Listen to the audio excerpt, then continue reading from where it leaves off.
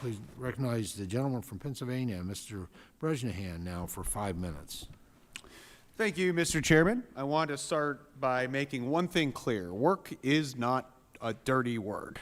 In northeastern Pennsylvania, the next economic boom that will revitalize our region will come in the energized land industry.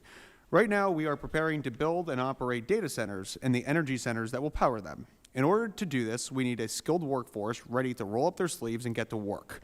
Just last weekend, I was proud to host Labor Secretary Lori Chavez-Dreamer for a labor roundtable where we brought up union reps, industry leaders, and local officials together to discuss the vital role that apprenticeships play in bridging the skilled workforce gap. As the former chairman of that very IBEW Joint Apprenticeship Training Center, I saw firsthand the benefit of registered apprentices and their learn-as-you-earn model. This is why I'm glad that the 2018 Farm Bill expanded SNAP and E&T to include apprenticeships and pre-apprenticeships as eligible programs. However, as you have mentioned earlier, Mr. Schaefer, this change came with the unintended consequences of actually disincentivizing participation in these programs because the income participants were earning threatened to make them ineligible for SNAP, therefore also making them ineligible to continue in their SNAP E&T program. This is why I'm proud to say that I, along with my colleague from New York, Rep. Espiat, will be introducing the Training and Nutrition Stability Act to remove this disincentive by excluding the income earned from SNAP and E&T programs from SNAP eligibility calculations.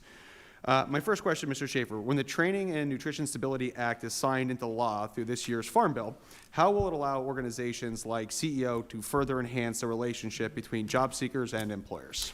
Thank you, Mr. Bresnahan, for your leadership on this issue, and thank you for your sponsorship of this important bipartisan legislation. I think the primary beneficiary of TNSA, the Training and Nutrition Stability Act, will be the individuals who, when faced with tremendous economic uncertainty, will be able to retain their benefits and engage in advanced training.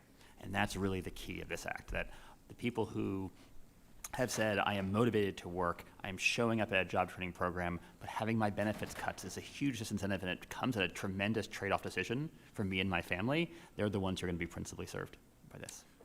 So I understand that that CEO has 3 offices in Pennsylvania. Can you share more about how E&T programs operated by CEO work with employers to meet the workforce needs across the Commonwealth? Yes, absolutely. So CEO, since 2015, has operated in the state of Commonwealth of Pennsylvania, with offices in Pittsburgh, Harrisburg, and the Philadelphia area, serving both those cities and surrounding counties.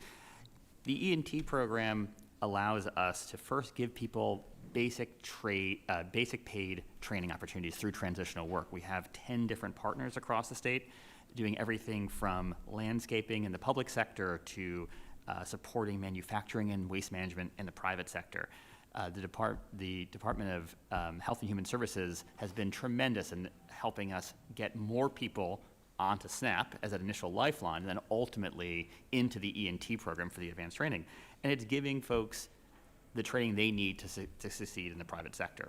We've served over 3,000 people. I've made mention earlier. The advanced skills credentials that we're seeing just across the board, like commercial driver's license, construction trades, are highly sought after by employers across the state of Commonwealth of Pennsylvania.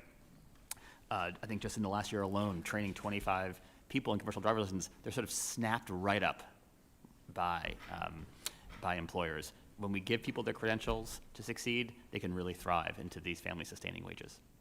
What do you see the biggest growing industry out of those 10 different trade partners that you affiliate with? The biggest growing industry, I think,